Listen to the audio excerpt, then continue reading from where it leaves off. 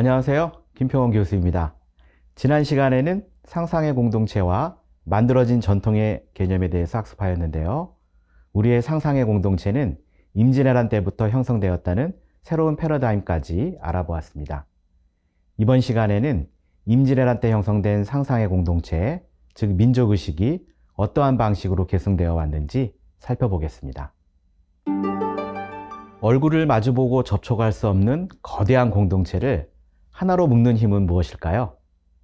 앤더슨은 상상의 공동체를 만들고 확산시킬 수 있었던 것은 인쇄자본주의 때문이었다고 주장하였습니다. 인쇄자본주의는 절대적 권위를 행사하던 공동문어인 라틴어를 대신해서 지방어이자 개별 구어인 민족어로 소설이나 신문을 대량으로 인쇄하면서 형성되었습니다. 서양의 경우 16세기 이후 인쇄술이 발달하여 성경이 대중에게 보급되었고, 이 때문에 종교 공동체였던 중세 세계가 붕괴하였습니다. 문어인 라틴어를 대신해 구어로 인쇄된 성경은 최초의 대중문학이 된 것입니다. 이처럼 인쇄자본주의로 형성된 출판시장이 민족의식을 만들어낸 것입니다. 앤더슨은 인쇄자본주의의 발달에 따라 지역 언어로 인쇄된 신문과 책을 공유하면서 이 형성된 수평적 동지애를 민족주의로 보았습니다. 앤더슨의 논리에 따르면 민족이란 인쇄자본주의에 상상할 수 있게 된 문화적인 조형물인 것입니다. 인쇄자본주의는 서구에서만 나타난 현상일까요? 그렇지 않습니다. 우리에게는 개별 구어를 기록할 수 있는 우수한 한글이 있었습니다. 임진왜란이 끝난 직후 광해군 때 출간한 동국신석 상강해실도에는 외적과 싸우다가 전사한 장수나 외적으로부터 부모나 자신의 정절을 지키기 위해 자결한 수많은 연료들의 사례가 소개되었습니다. 17세기 초 조선에서도 앤더슨이 주장하는 인쇄자본주의 현상이 싹트고 있었던 것입니다. 비록 인조반정으로 광해군이 폐위되어서 널리 보급되지는 못했지만 동국신석 상강해실도는 국가가 주도적으로 공동문어인 한문과 함께 개별 구어인 한글로 이야기책을 출판했다는 점에서 인쇄자본주의 현상으로 평가할 수 있겠습니다. 한문을 읽을 줄 모르는 백성들을 위해서 한글 언어본을 추가하였으며, 한글조차 모르는 백성들을 위해서는 그림까지 그려 넣을 정도였습니다. 화면은 동국신석 상강해실도 천일투의 편 그림인데요. 제2차 진주성 전투에서 패하게 되자 김천일이 낭떠러지에 몸을 던져 자결하는 장면을 묘사한 것입니다. 독자들은 그림을 보면서 장면을 상상한 후에 한문과 한글본으로 덧붙여진 설명을 읽을 수 있었습니다. 화면은 안시사적편에 있는 그림인데요. 철원부 사람 안시가 외적을 꾸짖다가 죽임을 당하는 비장한 장면을 묘사하고 있습니다. 화면은 권씨 추한편입니다. 안시사적편과 마찬가지로 의성현 사람 권씨가 외적에게 몸을 더럽혀질까 두려워서 바위에 떨어져 자결한 사건을 그림과 함께 설명하고 있습니다. 이렇게 동국신석 상강해실도는 정절을 지키기 위해 목숨을 던진 평범한 연료들의 사례가 많이 소개되었습니다. 임진왜란을 통해서 형성된 상상의 공동체는 의례나 영웅 또는 상징물들이 계속해서 재생산되지 못하면 후대로 가면서 점차 소멸될 수밖에 없었습니다. 임진왜란 이후 400년이 넘는 시간이 흘렀지만 우리가 오늘날까지 임진왜란을 기억하고 있는 까닭은 무엇일까요? 그것은 우리 역시 19세기 유럽과 마찬가지로 상상의 공동체를 유지하게 하는 전통들을 끊임없이 창조했기 때문입니다. 오늘날 전국 곳곳에 건립된 임진왜란 관련 추모 사당과 전승기념비, 장군들의 동상과 전투 장면을 그린 기록화 등이 대표적인데요. 이렇게 창조한 기념물들은 아동도서와 역사교과서에 소개되면서 임진왜란이라는 비극을 기억하게 하고 전공을 세운 영웅들의 애국심을 상기시켜줍니다. 우리를 하나의 상상의 공동체를 묶는 역할을 하고 있는 것입니다. 현재 전국 곳곳에 건립된 임진왜란 관련 추모사당과 전승기념비와 동상들은 임진왜란 직후 만들어져서 수백 년 동안 계승된 유물이 아닙니다. 서구에서 19세기 국민국가 형성기까지 집중적으로 전통들이 만들어진 것과 마찬가지로 우리 역시 비교적 최근에 많은 기념물들을 만들어냈습니다. 행주산성 유적지의 경우 임진왜란이 끝난 직후 1603년에 산 정상에 작은 행주대첩비를 세워둔 것이 전부였는데요. 본격적으로 사당을 만든 것은 그 뒤 200년이 지난 후인 1842년 행주서원을 만들면서부터입니다. 충무공 이순신 장군의 호국정신과 애민정신을 계승하기 위해 지은 서원 역시 1598년 노량해전에서 장군이 전사한 후 100년 이상의 시간이 흐른 후인 1706년에서야 오늘날 현충사에 해당하는 곳에 자리 잡았습니다. 이마저도 1863년 흥선대원군이 섭정을 하면서 서원 회철령으로 인해서 존폐의 위기에 몰리기도 하였습니다. 대한민국 건국 이후에는 상상의 공동체를 더욱 굳건히 하기 위해 정부 주도로 많은 전통들이 만들어지기 시작했습니다.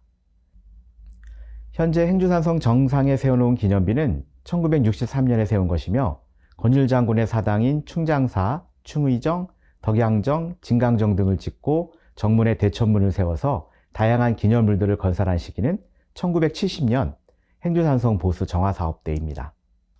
이때 관군 백성 승병이 하나로 뭉쳐 왜군에 저항하는 장면을 부조로 제작해서 임진왜란 시기에 형성된 공동체 의식을 강조하기도 하였습니다. 행주치마 전설도 조형물로 형상화되었습니다. 1960년대부터는 전국의 학교에 이순신 장군 동상이 세워졌으며 1964년에 건립된 세종로의 충무공 동상은 대한민국 국민들이 가장 많이 모이는 광장에 반세기 넘게 자리 잡고 있습니다. 교과서에서는 임진왜란 당시 전투 장면을 그린 각종 기록가들이 당시의 장면을 생생하게 재현하고 있습니다. 임진왜란이 끝난 17세기 초부터 다양한 기념물들이 만들어지기 시작한 20세기 중반까지 300년이 넘는 긴 시간 동안 조선의 위정자들은 임진왜란을 통해 자생적으로 피어난 결의의식을 고양하고 유지하려는 노력을 적극적으로 하지 않았습니다. 외적에 맞서 싸운 의병이나 승병의 전공을 강조하게 되면 조정의 무능함이 드러나게 되고 이는 민심의 이반으로 이어질 수 있기 때문입니다. 이 때문에 동북신석 상강인실도에 수록된 이야기들은 외적을 통쾌하게 물리쳤다는 이야기보다는 현실 세계를 비극적으로 인식하는 비장미로 점철된 슬픈 이야기들이 대부분입니다. 임진왜란이라는 운명 앞에서도 끝까지 타협하지 않고 저항하는 주인공의 모습이 감동적이긴 하지만 아무리 노력을 해도 여건을 극복하지 못하고 죽음에 이를 수밖에 없는 비장미가 독자들을 눈물 짓게 합니다. 이처럼 조선 조정에서는 의병, 승병, 백성이 외적을 물리쳤다는 이야기보다는 비장한 죽음을 통해 효자 열려라는 전통적 가치를 강조하였는데요. 이는 임진왜란을 통해 드러난 지배층의 무능함을 숨기려는 의도가 다분합니다. 그렇다면 우리는 어떻게 임진왜란을 겪으면서 자생적으로 형성된 상상의 공동체를 300년이 넘도록 유지할 수 있었을까요? 그것은 바로 이야기, 즉 내러티브의 힘이었습니다. 임진왜란을 통해 자생적으로 피어난 상상의 공동체가 오늘날까지 계승된 원동력은 비장미를 강조한 관 주도의 인쇄 출판물이 아니라 민중들 사이에 전파된 설화 덕분이었습니다. 설화는 전승자의 태도와 시간과 장소, 증거물, 주인공, 전승 범위에 따라 신화, 전설, 민담으로 구분되는데요. 역사는 당사자 또는 당대인이 사실이라고 믿고 기록한 직접 사료를 근거로 한 것입니다. 오늘날에는 한국사 과목을 통해서 역사적 사실에 대해 체계적으로 공부하면서 상상의 공동체를 유지할 수 있지만 사료에 접근할 수 없었던 옛날 사람들은 이야기의 구조에 힘입어 전승되는 설화를 바탕으로 상상의 공동체를 유지할 수밖에 없었습니다. 임진왜란 시기에 형성된 설화는 시간과 장소가 구체적이며 특정 인물들이 국난을 만나 시련을 겪는 이야기라는 점에서 신화와 민담보다는 전설의 형태를 띠기 마련입니다. 임진왜란과 관련된 전설들은 외적을 통쾌하게 물리친 적태치담 계열과 외적에게 피살되거나 자살한 비장한 이야기 계열로 구분할 수 있습니다. 직접 사료는 당사자 또는 당대인이 사실이라고 믿고 기록한 것이고요. 간접 사료는 후대 사람에 의해서 기록된 것인데요. 사실담 또는 구비설화가 후대에 기록된 것도 간접 사료입니다. 임진왜란과 관련된 전설이 역사적 사실로 인정받기 위해서는 직접 사료에 수록이 되어야 하는데요. 통쾌하게 적을 무찌른 이야기는 직접 사료에 기록이 되고 효자나 연료를 강조한 비장한 이야기는 간접사료 또는 전설로 전승되었을 것 같지만 실제로는 정반대였습니다. 적을 무찌른 전설은 구전되다가 후대에 간접사료에 기록되는 경우가 일반적이었고요. 비장한 이야기 계열의 전설들은 신분과 성별의 차별 없이 동국신석 상강해실도와 같은 직접 사료에 반영이 되었습니다.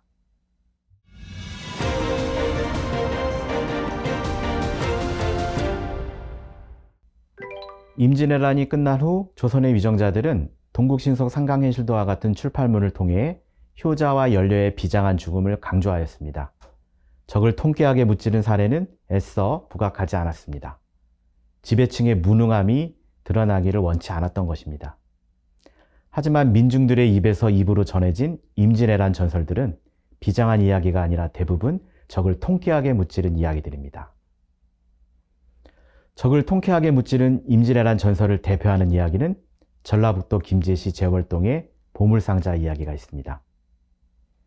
임진왜란 때 왜적을 물리친 이야기로 유명한 보물상자 전설은 정평구가 임진왜란 때 무주 진안 장수 지역으로 공격해오는 왜적을 보물상자와 벌통으로 속여서 통쾌하게 물리친 내용을 담고 있습니다. 실제로 정평구는 임진왜란 당시 화약을 다루었던 군관이었기 때문에 이 이야기는 어느 정도 신빙성이 있으며 김제뿐만 아니라 전국 각지로 전파되어 전승되고 있습니다. 제가 상상하여 제작한 사파와 함께 보물상자 전설을 잠깐 들어보겠습니다. 정평군은 왜적들이 공격해오는 길목에 상자 수십 개를 놓아두었습니다. 왜적들은 보물상자인 줄 알고 열어보았는데 갑자기 수많은 벌들이 쏟아져 나왔습니다. 벌에 쏘인 왜군들이 협곡에 들어서자 또 다른 상자들이 놓여 있었고 왜적들은 이 상자들도 버릴 것이라고 예단하고 불태우기 시작했습니다. 왜적들이 불을 지르자마자 상자 안에 있던 화약이 터져 왜적들은 몰살당하고 말았습니다. 이처럼 적택치담 계열의 전설은 시간과 장소가 구체적이고 실존 인물이 주인공이라는 점에서 직접 사료를 근거로 한 역사와 매우 흡사한데요. 대부분 전승되다가 후대에 기록된 간접 사료이므로 신빙성은 매우 낮습니다. 정평구의 보물상자 전설도 전국적으로 널리 전파되었지만 아직까지 역사적 사실로 인정받지 못하고 있습니다. 적택치담 계열의 전설이 역사로 인정받기 위해서는 조선왕조실록이나 일성록과 같은 국가가 편찬한 직접 사료에 기록이 되거나 행적이나 인품이 검증된 필자가 직접 작성한 개인 문집에 기록이 되어야 합니다. 임진왜란 당시 유성룡이 임진강의 오늘날 현수교에 해당하는 조교를 가설했다는 전설은 관찬 사료가 아닌 개인 문집인 징비록에 남아있는데요. 유성룡이 직접 쓴 징비록 초본이 남아있고 당시 재상을 지냈던 필자의 인품이 검증되었으므로 임진강 조교 전설은 역사적 사실로 인정받을 수 있습니다. 임진왜란 때 활약한 수많은 난세의 영웅 중에서 가장 으뜸이 충무공 이순신 장군임을 부정하는 사람은 없을 것입니다. 온 국민이 다 알고 있는 영웅 이순신 장군 이야기는 동국신석 상강해실도에 어떻게 소개되었을까요? 놀랍게도 동국신석 상강해실도에는 이순신 장군이 왜적을 무찌르고 승리한 수많은 공적은 다루지 않았습니다. 대신 노량해전에서 전사하는 장면만을 소개하였습니다. 마지막 해전에서 장렬히 전사한 이순신 장군 이야기는 비장미를 강조할 수는 있지만 민족적 자긍심을 고취하지는 못합니다. 통쾌하게 왜적을 무찌르는 이야기가 오히려 민족적 자긍심을 고취하여 애국심으로 발전시킬 수 있습니다.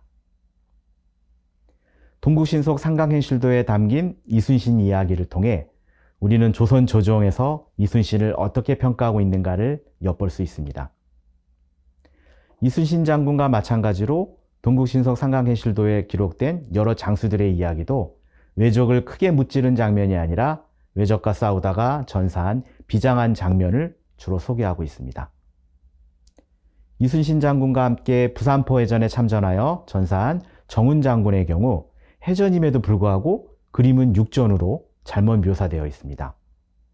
이순신 장군이 선조임금에게 올린 장계에서는 분명히 배를 돌려 돌아올 무렵에 배 위에서 왜적의 철안을 맞고 전사하였음을 확인할 수 있습니다. 이처럼 동국신서 상강행실도가 관찬사료임에도 불구하고 조선왕조실록과 같은 수준으로 신뢰할 정도는 아님을 알 수 있습니다. 이순신 장군이나 정훈 장군 모두 외적을 통쾌하게 무찌른 이야기도 많은데 굳이 전사한 장면만을 부각하여 소개한 것은 정말 아쉽습니다. 물론 이것은 영웅의 활약을 숨기고 싶은 조선 조정의 의도가 반영된 결과입니다. 무능함을 드러내기 싫었던 것이죠. 조선 조정이 애써 감추려고 했음에도 불구하고 이순신 장군이 적을 무찌른 이야기는 사람들의 입에서 입으로 전해졌습니다. 이순신 장군과 거북선 이야기는 민족 자긍심을 고양하는 촉매로 기능하고 있습니다. 이순신 장군이 적을 무찌른 전설은 매우 많지만 대부분 역사적 사실로 평가할 수 없는 그런 수준입니다. 심지어 거북선이 철갑 잠수함이었다는 황당한 전설도 20세기 초에는 신문기사와 아동용 도서를 통해 역사적 사실인 것처럼 소개될 정도입니다. 최근에는 임진왜란 당시에 이순신 장군이 신호연을 활용해서 함대를 지휘했다는 전설이 부각되고 있는데요. 실제로 오늘날 통영의 장인들에 의해서 신호연 수십 종이 전승되어 왔기 때문에 신빙성이 매우 높습니다. 하지만 신호연을 활용해서 전투했다는 명확한 내용을 공신력 있는 사서에서 확인할 수 없으므로 역사적 사실로 단정해서는 곤란합니다. 이순신 장군이 명량해전에서 바다 밑에 미리 세주를 설치해서 외선들이 걸려 전복되면서 큰 피해를 주었다는 그 유명한 전설도 공신력 있는 사서에서 그 근거를 확인할 수 없습니다. 이순신 장군이 부녀자들을 남장시켜서 서로 손을 잡고 둥그렇게 원을 만들며 강강술래를 하자 일본 외적들이 우리 군사가 많은 줄로 오인하고 달아났다는 전설 역시 사서에서 근거를 전혀 찾을 수 없습니다. 이처럼 이순신 장군과 관련된 적 퇴치 전설들이 대부분 사료에서 근거를 찾을 수 없는 전설에 불과한데요. 많은 사람들이 역사적 사실로 굳게 믿고 있는 까닭은 이순신 장군의 활약을 그린 소설, 드라마, 영화 속에서 이러한 전설들을 생생하게 재현하고 있기 때문입니다. 매체 설화에 의해서 전설이 역사로 둔갑한 것입니다. 매체 설화란 신문, 텔레비전, 인터넷과 같은 대중매체에 의해서 생산되고 유통되는 설화를 가리키는 용어인데요. 제가 만든 용어입니다. 시간과 장소가 구체적이고 실존 인물이 주인공인 적퇴치담 계열의 임진왜란 전설들은 오늘날 다양한 매체에 의해서 재현되면서 역사적 사실로 변하고 있는데요. 이는 매체 설화에 의해서 전설이 역사로 둔갑하고 있는 현상이므로 경계해야 합니다. 전설이 역사적 사실로 둔갑하는 현상은 설화가 신문, 방송, 다큐멘터리, 드라마, 영화와 같은 다양한 매체와 만나면서 더욱 가속화되고 있습니다. 혹자들은 이를 국뽕현상이라고 표현하기도 하는데요. 국뽕이란 국가와 희로펑을 합성한 말로 민족주의와 애국심을 고취하는 내용을 노골적으로 드러내는 것을 비하하는 뜻으로 사용되는 신조어입니다. 앤더슨은 인쇄 자본주의에 의해서 상상의 공동체가 형성되면서 민족주의가 탄생했다고 보는데요. 오늘날에는 인쇄 매체보다는 매체 설화에 의해서 상상의 공동체가 형성되고 유지되는 경우가 많습니다. 입에서 입으로 전해지던 전설이 후대의 문헌에 기록되면서 간접 사료가 되고 다시 시간이 흐르면서 간접 사료가 매체 사료로 변화하면서 전설이 역사적 사실로 변화하고 있는 것입니다. 역사와 관련된 매체 설화는 역사 뉴스, 역사 다큐멘터리, 사극 등으로 구분할 수 있는데요. 이 세 가지 텍스트 모두 제작자의 의도와 상관없이 수용자들은 역사적 사실로 인식하기 쉽습니다. 흔히 사극의 역사 왜곡 문제를 우려하는 경우가 많은데요. 사극 자체는 허구를 전제로 제작하는 것이기 때문에 허구를 사실로 인식하는 시청자들에게도 문제가 있는 것입니다. 따라서 사극 제작자에게만 역사 왜곡의 책임을 물을 수는 없습니다. 매체 설화 중에서 가장 경계해야 할 것은 사실 사극보다는 역사 다큐멘터리입니다. 공영방송사에서 제작하는 역사 다큐멘터리의 경우는 화려한 그래픽 재현과 해당 분야 전문가의 인터뷰를 통해 권위를 얻는 방식으로 구성이 되는데요. 이 때문에 시청자들은 학술적인 근거가 있다고 믿기 쉽습니다. 하지만 오류, 과장, 변조의 정도가 심한 역사 다큐멘터리는 그 완성도가 아무리 뛰어날지라도 유사 역사학, 즉 사이비 역사일 뿐입니다.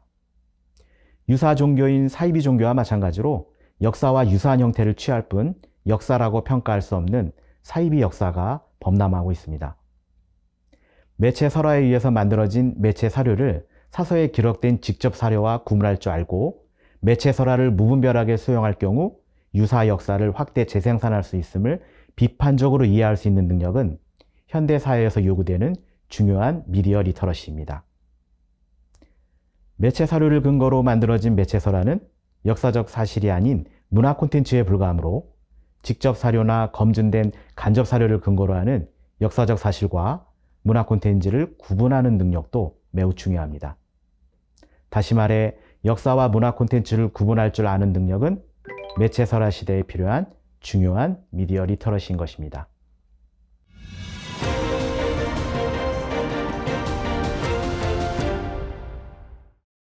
전통은 주어지는 것이 아니라 만들어내는 것입니다. 문화재 역시 만들어내는 경우가 많은데요. 이때 유물을 복원한다는 말을 흔히 쓰고 있습니다. 유물을 통해 전통을 만들어내는 방법으로는 복원, 준복원, 재현, 창제 등으로 구분할 수 있습니다. 하지만 일반인은 물론 학자들조차 복원, 준복원, 재현, 창제를 엄격하게 구분하지 않고 모두 복원으로 통칭하고 있습니다. 복원은 원래대로 회복한다는 의미인데요. 원칙적으로 반드시 실물이 남아있어야 하고 상세한 기록과 도면이 공신력 있는 사서에 모두 있어야 복원이 가능합니다. 실물이 남아있지 않다면 추정에 불과하고 추정이 시작되는 순간 복원의 가치는 크게 떨어집니다. 이 때문에 기념물과 사적지의 보존, 복원을 위한 국제 베니스 헌장에서는 추정이 시작되는 순간 복원은 멈추어야 하며 불가피하게 변형했을 경우 그 흔적을 남겨야 한다고 명시하고 있습니다. 실물이 많이 파손되어 완벽한 복원이 불가능한 상태여도 공식력 있는 관찬 사료에 상세한 도면과 기록이 남아있는 경우에는 전문가의 검증을 통해 복원으로 인정받을 수 있습니다. 수원 화성의 경우 대부분 파손되어 오늘날 다시 건설한 것이지만 화성 성역의궤라는 국가건설 백서가 남아있었기 때문에 유네스코 세계문화유산으로 등재될 수 있었습니다. 실물은 남아있지 않지만 공신력 있는 관찬 사료에 크기와 재료에 관한 상세한 기록과 도면이 남아있다면 준복원으로 인정받을 수 있습니다. 거중기의 경우 화성 성역의궤에 상세한 도면이 남아있기 때문에 이를 근거로 실물을 제작할 경우 준복원으로 인정받을 수 있습니다. 신기전기 화차와 총통기 화차 역시 국조 올해의 설의 병기도설에 상세한 수치와 도면이 남아있어 준복원이 가능합니다. 실물이 남아있지 않지만 약간의 기록이나 도면이 남아있다면 어떻게 할까요? 이때부터 불가피하게 추정을 할 수밖에 없는데요. 약간의 기록과 도면이 관찬사서와 같은 공신력이 있는 사료에 남아있다면 추정 재현으로 인정받을 수 있습니다. 조선 초기 자경루나 조선 후기 통제형 거북선과 전라 좌수형 거북선 등은 비록 상세한 기록과 도면이 부족하여 완벽한 복원은 불가능하지만 사료를 근거로 추정 재현을 할 수 있습니다. 추정 재현은 학문 공동체의 검증을 받은 후 학술지에 게재되면서 학설로 인정받을 수 있습니다. 실물도 없고 도면도 없는 상태에서는 빈약한 기록을 근거로 유물을 제작해야만 할 때에는 어떻게 할까요? 이때부터는 상상력을 발휘해서 모조품을 만드는 수밖에 없습니다. 다시 말해 상상재현만 가능한 것입니다. 상상재현은 학술적인 추정이 아니기 때문에 엄밀히 말해 모조품을 제작하는 수준에 불과합니다. 상상재현의 대표적인 사례는 임진왜란 당시의 거북선을 제작하는 것과 행주산성 전투에 사용했다는 변이중 화차를 제작하는 것입니다. 언론 매체에서는 임진왜란 당시 거북선 실물을 복원했다고 과장을 하지만 상상재현에 불과한 것입니다. 행주산성 전투에 사용된 변이중 화차 역시 복원이 아니라 상상해서 제작한 모조품에 불과합니다. 추정재현과 상상재현의 경계가 명확한 것은 아닙니다. 임진왜란 당시 유성룡이 임진강에 가설한 조교는 개인 문집인 징비록의 가설 방법이 설명되어 있으나 실물이 남아있지 않고 도면도 없는 상태에서 기록만으로 추정하기에는 한계가 있습니다. 물론 역사적 사실로 인정받을 수 있기 때문에 학술적인 추정 재현은 가능하겠지만 매우 제한적이기 때문에 상상 재현의 성격도 지니고 있습니다. 창제는 직접 사료의 명칭만 언급되었거나 신빙성이 크게 떨어지는 민담과 전설로 전해지는 유물을 현대의 과학적 지식을 토대로 상상력을 발휘하여 창의적으로 제작하는 것입니다. 창제의 대표적인 사례는 임진왜란 당시 진주성 전투에 정평구가 발명한 비행체를 사용하였다는 전설을 근거로 비거를 제작하는 것입니다. 조선 초기 임진강에서 훈련했다는 거북선을 제작하는 것도 창제에 해당합니다. 상상 재현과 창제의 경계도 명확한 것은 아닙니다. 행주산성 전투에 사용되었다는 변이중 화차 역시 전설을 역사로 과장한 것이 드러날 경우 상상 재현이 아니라 창제 수준으로 떨어질 수 있습니다. 보존된 유물을 토대로 하는 복원과 사료를 기반으로 하는 준복원 또는 추정 재현은 역사학에서 다루는 영역입니다. 하지만 상상 재현과 창제는 누구나 도전할 수 있는 문화 콘텐츠의 영역입니다. 따라서 상상 재현과 창제에 불과한 수준을 문화재 복원으로 둔갑시키는 일을 경계해야겠습니다.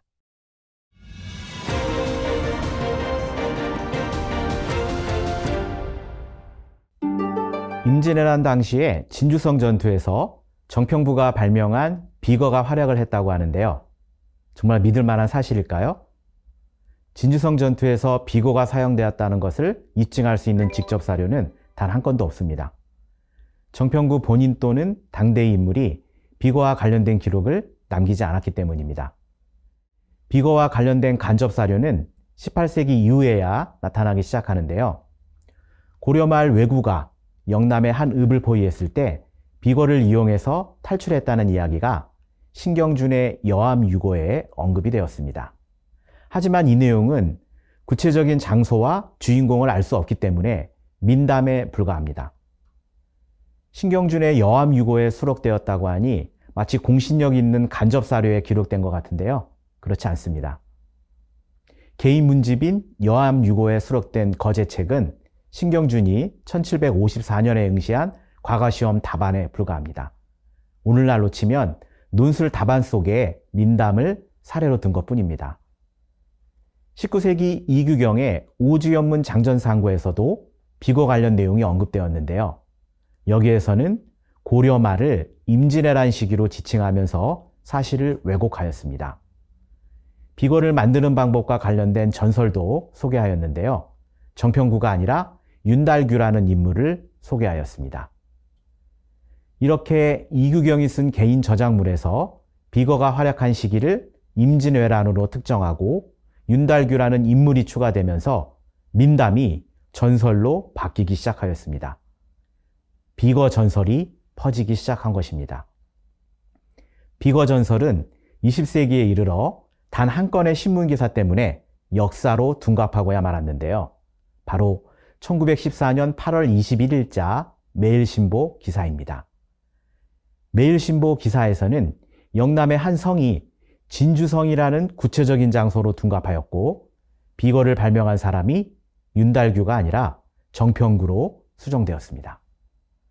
그 뒤 1923년 권덕규는 조선어문경이라는 교과서에서 임진왜란 당시 정평구가 진주성에서 비거를 사용했다는 내용을 입기 자료로 넣었는데요.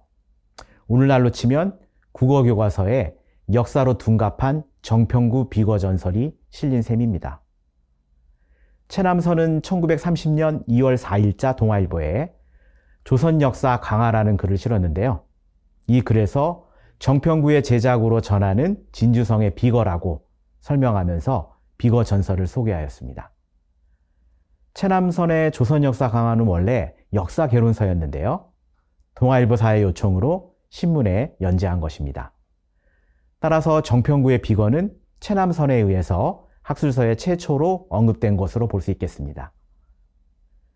최남선의 글은 정평구의 비거가 전설임을 밝혔기 때문에 역사 왜곡이라고 볼 수는 없습니다. 문제는 독립운동가이자 국어학자인 이윤재 선생의 글입니다. 이윤재는 1934년 12월 29일자 동아일보에 기고한 독창과 발명이라는 글에서 국악의 권위자인 신경주 선생이 임금 앞에서 실없는 소리를 할 리가 없으므로 임진왜란 당시 정평구의 비거는 조금도 의심할 것이 없다고 강력하게 주장하였습니다. 이윤재는 이규경의 오주연문 장전상고를 근거로 최초의 비거 발명자는 정평구이며 조선은 서양보다 한 세기나 앞서 비행기를 발명한 것으로 극찬하였습니다. 이처럼 일제강점기 동아일보에 의해서 임진왜란 당시 김제 사람 정평구가 진주성에서 비거를 사용했다는 내용이 소개되면서 정평구의 비거 전설은 세상에 널리 알려지게 되었습니다. 신문 기사에 의해서 비거 전설은 역사로 둔갑한 것입니다.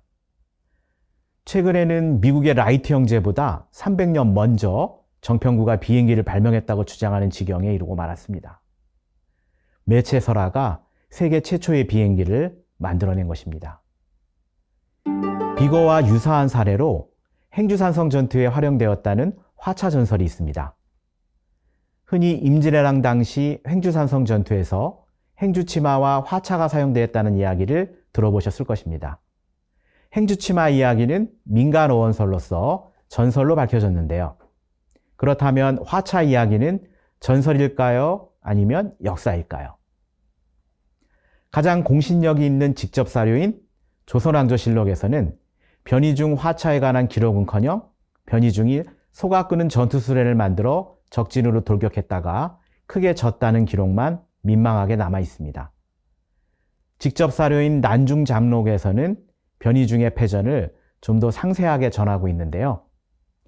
변희중은 당나라의 방관이라는 사람이 시도했다가 크게 실패했던 수레의 병사들을 태워서 적진으로 돌격하는 전술을 차용한 것 같습니다.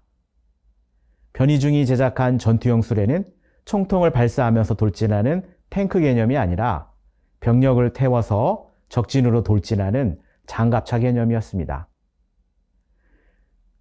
그걸 변희중이 화차를 만들어 권율 장군을 도왔다는 이야기는 후대로 전승되다가 제조범방지, 연료실 기술, 이마필기와 같은 간접 사료에 기록이 되었습니다. 물론 후대 사람의 개인 기록물에 기록된 간접 사료도 역사로 인정받을 수는 있지만 그 근거가 취약하면 절대로 역사로 인정받을 수 없습니다. 변희중이 백성들에게 피해를 주면서까지 제작한 우거가 전투에서 무용주물이었다는 것, 이것이 역사이고요. 변희중이 화차를 만들어 행주산성 전투를 지원했다는 것은 전설입니다. 그런데 왜 사람들은 우거 패전의 역사는 잘 모르고 행주산성 화차 전설만을 역사로 기억하고 있을까요? 그것은 바로 언론 매체 때문입니다. 1930년 2월 4일자 동아일보 기사에서 최남선은 변희중의 화차를 탱크의 원저라고 평가하였는데요. 일제강점기에 민족의식을 고취하려는 목적으로 쓴 과장된 내용이었습니다. 당시 최남선의 영향력이 매우 컸기 때문에 국어학자인 이윤재도 1934년 12월 29일자 동아일보 기사에 변희중 화차를 기관총과 탱크의 원저라고 평가하였습니다. 이처럼 일제강점기 신문 보도에 의해서 변희중 화차 전설은 마치 역사적 사실인 것처럼 널리 알려지기 시작했습니다. 대한민국 건국 후에는 행주산성을 방문한 박정희 대통령까지 이 전설을 언급하면서 화차 복원을 지시하는 지경에 이르고 말았습니다. 이때 행주산성 기념관에는 뜬금없이 신기전기 화차를 준복원하고 말았습니다. 신기전기 화차를 준복원한 후에는 행주산성 전투에 신기전을 사용했다는 또 다른 현대판 전설이 전파되면서 역사 왜곡이 시작되었습니다. 그 뒤 행주산성 전투에 신기전이 맹활약했다는 전설을 역사 다큐멘터리에서 사실인 것처럼 다루면서 화차 전설은 역사적 사실로 굳어지고 말았습니다. 언론 매체를 통해서 전설이 역사로 바뀌면 이제 드라마와 영화로 발전하는 수순을 밟게 되는데요. 역사 드라마에서 행주산성 전투는 화약무기 전쟁으로 묘사되고 있습니다. 변희중의 화차가 행주산성 전투에 사용되었다는 전설을 뒷받침하는 직접 사료는 단 하나도 없음에도 불구하고 과장된 신문 기사를 시작으로 역사 다큐멘터리를 거쳐 역사 드라마까지 확장되면서 자연스럽게 전설이 역사로 둔갑하게 됩니다. 이처럼 매체설화는 전설을 역사적 사실로 만드는 강력한 힘이 있습니다. 이번 시간에는 임진왜란을 기억하게 만든 이야기의 힘과 전설을 역사로 만드는 매체설화의 문제점에 대해 살펴보았습니다. 다음 시간에는 민족적 자긍심을 고취하는 거북선을 매체설화가 아닌 과학사 논쟁으로 다룰 예정입니다. 거북선 내부 구조 논쟁을 거북선 재현을 둘러싼 전문가 집단 간 헤게모니 경쟁으로 파악할 것입니다.